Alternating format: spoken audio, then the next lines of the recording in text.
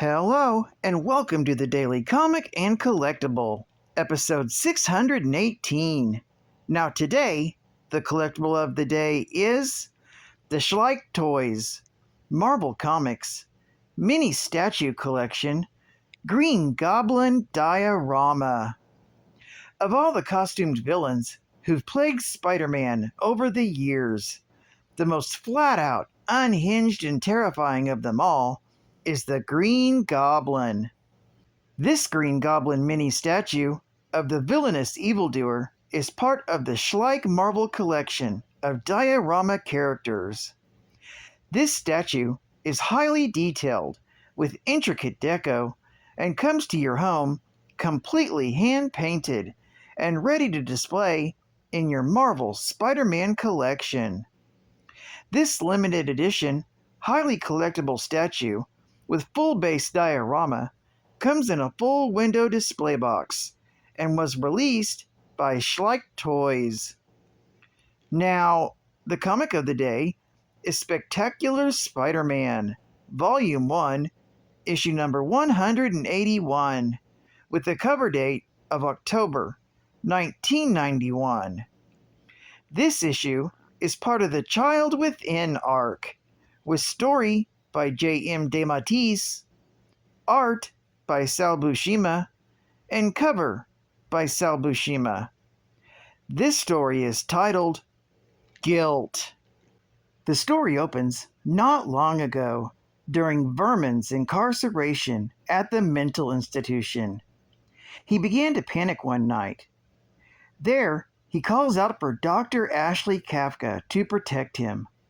When one of the staff tells him that she went home for the evening, this causes Vermin to go into a frenzy. Learning that Ashley Kafka is not there to assist him, Vermin begins to go on a rampage. The creature manages to break out of his cell. As he makes his escape, he murders the guards and nursing staff that get in his way. Back in the present, at the mansion that was once the home to Edward Whelan, the man who would become the Vermin, Edward's mother goes over old family photos. At the same time, Dr. Ashley Kafka is working late in her office, reviewing the Vermin's files. Meanwhile, at one of the Green Goblin's secret hideouts, Harry Osborn has brought Peter Parker in order to avenge the death of his father, Norman. When Peter wakes up from the knockout gas that Harry exposed him to, he's disoriented at first. Harry grabs his longtime friend and demands to know why Peter constantly reminds him of the crimes that his father committed as the Green Goblin. Becoming more and more unhinged, Harry claims that his father was not a bad man. Although he admits that his father was responsible for the death of Gwen Stacy, he insists that it must have been some kind of accident. As Harry sees the image of his father impaled on his goblin glider, Peter tries to remind Harry that they are best friends.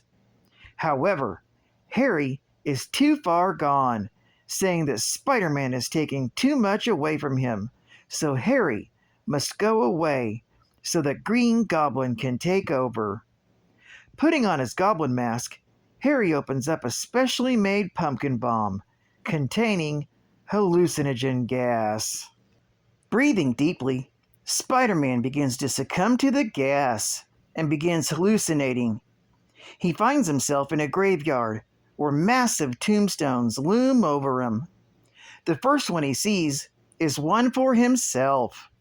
The very tombstone placed where Kraven the Hunter buried him alive not that long ago. As Spider-Man tries to flee, he's stopped by someone who appears to be Kraven the Hunter, complete with a gunshot wound to the head. However, Kraven pulls his face off, revealing himself to be the Green Goblin. The Goblin grabs Spider-Man and pulls him to another part of the cemetery to see who else is dead thanks to Spider-Man. There, the wall crawler is haunted by the spirits of Aunt May's late fiancé, Nathan Lubinsky, as well as Daily Bugle reporter Ned Leeds. Lastly, Harry makes Spider-Man gaze upon the spirit of his father, Norman Osborn. Soon, Spider-Man finds himself being pulled further along the hallucinatory graveyard by the Green Goblin. The Goblin deposits Spider-Man in front of the looming graves of George Stacy and his daughter, Gwen. Trying to flee, Peter finds himself face to face with the grave of his Uncle Ben. This fills him with guilt and begs his uncle for help, frantically apologizing for not stopping the burglar who killed him. Suddenly, his mind floods back to the day that his Uncle Ben told him that his parents had died. Spider-Man is suddenly approached by the ghoulish apparition of his parents. The constant emotional onslaught finally causes Peter to snap, and in the real world, he begins to scream at the top of his lungs. Filled with fear and panic, Peter begins flailing around, smashing objects. This causes Harry's personality to snap back. Removing his mask, Harry tries to get to Peter's aid, but his friend knocks him aside. Smashing through the wall, Peter swings out across the city in a state of utter horror. Meanwhile, at the Whelan home, Edward's father is also looking over old family photographs in his bedroom. Suddenly, a rat drops down on a picture of Edward and his father. As he tosses the rodent away, Vermin enters the room, dragging his mother in by her hair. The creature greets his father and explains that he's come to kill him. Meanwhile, while in her office, Ashley Kafka is sleeping restlessly on the couch. She's suddenly awoken by the sound of breaking windows. Rushing to her study, Ashley is shocked to discover Spider-Man has come smashing through the window. Still under the influence of the hallucinogens, Peter begs Dr. Kafka for help. This story is continued in Spectacular Spider-Man, issue number 182. Geek Fact: Vermin, Edward Whelan, was raised in a seemingly average and well-off family home. However, his father was secretly abusive of Edward, and this colored his opinion of himself growing up. Edward's self-loathing, brought on by the abuse, eventually led him to a life on the streets. At some point, he was picked up off the streets by Baron Zemo, the son of a Nazi scientist, and Arnim Zola, the master Nazi geneticist. They subjected him to a process that bestowed upon him various rat-like traits and attributes. Vermin was granted superhuman abilities, like those of a rat, through the genetic engineering at the hands of Arnim Zola. His powers are proportional to those of a human-sized rat. Vermin can run up to 35 miles per hour and can detect living things from well over 100 feet away, even though he cannot see or hear them. Plus, after being administered an odd pharmaceutical by Arcade, he gained the ability to biophysically duplicate himself through rapid cellular mitosis. He can create an endless number of duplicates of himself to work in conjunction with each other seamlessly. Bonus Geek Fact: in The Child Within, Dr. Kafka is certain that she can heal Vermin, and she even gets close to him, but he runs away, unknowingly trying to return to his old life. Meanwhile, Harry Osborn returns to being Goblin and returns to threaten Peter, who discovers he has unresolved problems with his parents' memory. The Child Within was a 7-part miniseries that ran from Spectacular Spider-Man, issue number 178, through issue number 184, from May through November of 1991 respectively. Advertising Ad Fact: One day I was real sad, and my dad said, "Hey, here's $17. Spend it all in one place." So I joined Club Bow, and pretty soon, all this stuff showed up in the mail, like a Bo Jackson t-shirt, a gnarly newsletter, and membership certificate, and a poster of Bo to go on my mirror. After I joined Club Bo, things were completely different. At school, they voted me most cool and most likely to marry Mr. Mississippi.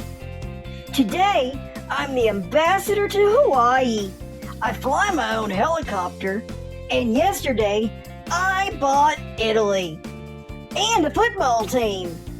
Thank you, Bo. Are you kidding? Yes, I want to join Club Bo. And final geek fact. Dr. Ashley Kafka was born and raised in New York City, along with their sister, Norma Kafka, by their mother. Her sister was sadly born with birth defects to her face and was mentally challenged.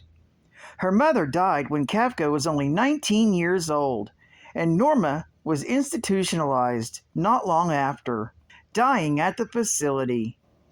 Ashley went off to college at Empire State University, where she studied psychology. She demonstrated great skill in treating supercriminals with her psychiatric skills. She was eventually brought in to run the Ravencroft Institute by the U.S. government. One of her first patients she treated there was Vermin, a former orderly turned into a rat-like monster. While there, she treated many criminally insane supervillains, including Maxwell Dillon, Electro, Adrian Toombs, the Vulture, Cletus Cassidy, Carnage, Dmitry Smerdyakov, the Chameleon, and Dr. Octopus, Otto Octavius.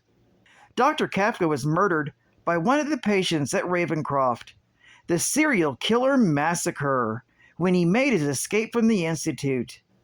Along with numerous allies of Spider-Man, Dr. Kafka was brought back to life by the new Jackal, using a sophisticated cloning process in his attempt to sway the hero into cooperating with his enterprise.